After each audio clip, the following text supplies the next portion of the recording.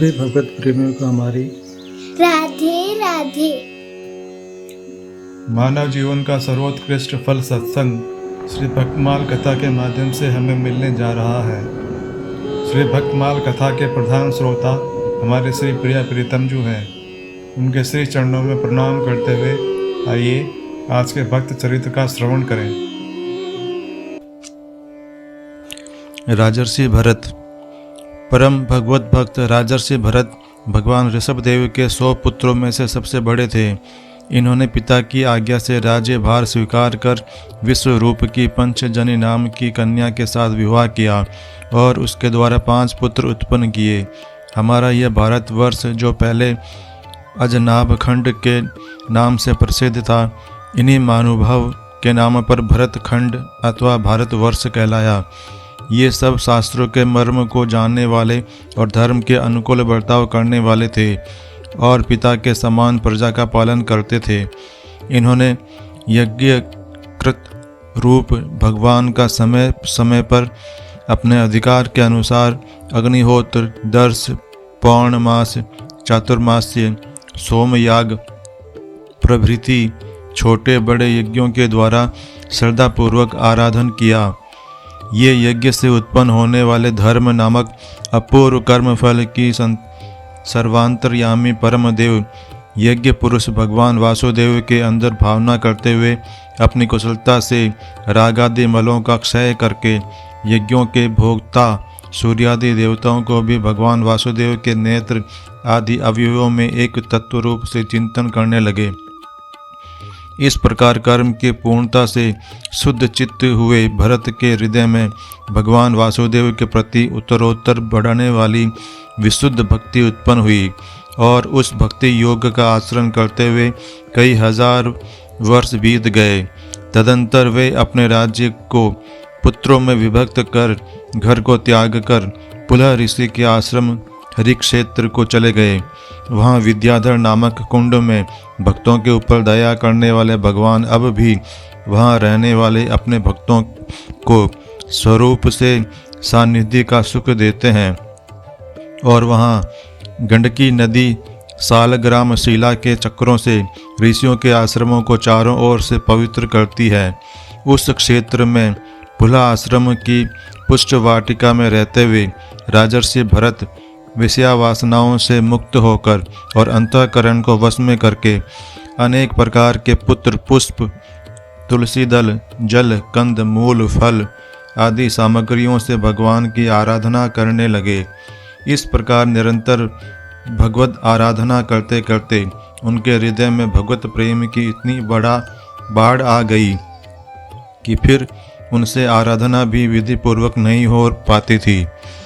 वे भगवत प्रेम में इतने मस्त हो जाते थे कि उन्हें क्या करना है इस बात को भूल जाते थे और घंटों भाव वेश में मग्न रहते थे। एक दिन राजा भरत गंडकी नदी में स्नान संध्यादिक नित्य नैमित्तिक कर्म करके प्रणव का जप करते हुए 3 घंटों तक नदी तीर पर बैठे रहे। इतने में वहाँ जल पीने की इच्छा से अपनी टोली से बिछड़ी हुई एक हरिणी आई। उसने ज्यों ही जल पीना प्रारंभ किया त्यों ही सिंह के दहाड़ने की आवाज़ आई। वह बेचारी मारे भय के जल पीना तो भूल गई और उसने बड़े वेग से नदी के उस पार छलांग मारी। छलांग मारते समय उसके गर्भाशय में से बच्चा बाहर निकल पड़ा और नदी के प्रवाह में गिर गया। हरिणी ने भी एक गुफा में जाकर प्राण त्याग दिए। इस सारे दृश्य को देखते भरत का कोमल हृदय करुणा से भर गया। उन्होंने दया परवश हो उस मातृहीन बच्चे को जल में से बाहर निकाल लिया और उसे अनाथ समझकर वे अपने आश्रम में ले आए। धीरे धीरे उस बच्चे में उनकी आसक्ति और ममता ही हो गई। वे बड़े चाव से उसे खिलाते पिलाते, हिंसक जंतुओं से उसकी रक्षा करते, प्रेम से उसे पुचकारते और उसके शरीर को खुजलाते तथा सहलाते। इस प्रकार धीरे धीरे उनकी उस बच्चे में आसक्ति बदमूल हो गई और उसके पीछे उनका सारा कर्म धर्म छूट गया। वे रात दिन उसी के लालन पालन में लगे रहते। उनकी आसक्ति कर्तव्य बुद्धि के रूप में उनके सामने आकर उन्हें धोखा देने लगी। वे सोचते कि काल चक्र ने ही इस बच्चे को अपने माता पिता से छुड़ाकर मेरी शरण में पहुंचाया है, अतः इस शरणागत की जब सब प्रकार से रक्षा करना मेरा धर्म है। एक दिन वह मृग शावक खेलता खेलता आश्रम से बहुत दूर निकल गया और लौटा नहीं।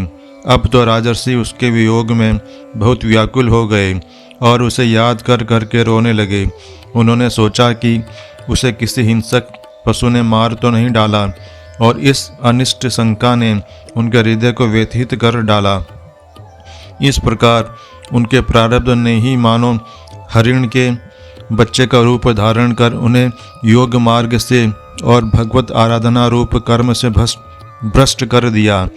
अन्यथा जिस राजर्षि ने अपने औरस पुत्रों, अपने हृदय के टुकड़ों और अपनी पानी ग्रहीता पत्नी का परित्याग कर दिया, उसकी एक पोसे हुए हरिण के बच्चे में इतनी आसक्ति कैसे होती। अस्तु, एक दिन राजा उसी मृग शावक की चिंता में बैठे थे कि अकस्मात उनका मृत्युकाल उपस्थित हो गया और उन्होंने उसी मृग छोने का ध्यान करते हुए प्राण त्याग दिए। अंते मति सहा गति। इस नियम के अनुसार उन्हें अगले जन्म में हरिण का शरीर मिला, परंतु भगवत आराधना के प्रभाव से उनकी पूर्व जन्म की स्मृति नष्ट नहीं हुई। उन्होंने सोचा, अरे मैंने यह क्या किया, एक हरिण के मोह में दुर्लभ मनुष्य जन्म को व्यर्थ ही खो दिया। अब तो वे पूर्णतया सावधान हो गए। वे अपने परिवार को छोड़कर उसी पुलाश्रम में चले गए और वहाँ सब प्रकार का संग त्याग कर मुनि की भांति अकेले ही विचरते हुए मृत्यु की बाट देखते रहे। जब मरण काल निकट आया तब उन्होंने गंडकी नदी में स्नान कर उस मृग शरीर को त्याग दिया। उन्हें तीसरे जन्म में ब्राह्मण योनि प्राप्त हुई। वहाँ वे जड़ भरत कहलाए और उसी शरीर से वे मुक्त हो गए। जड़ भरत जी का चरित्र अन्यत्र दिया गया है। आज के हमारे भक्त चरित्र का वर्णन इतना ही। कल हम एक नए भक्त चरित्र के साथ श्री प्रिया प्रीतम जी के समक्ष प्रस्तुत होंगे। आपको हमारी राधे राधे।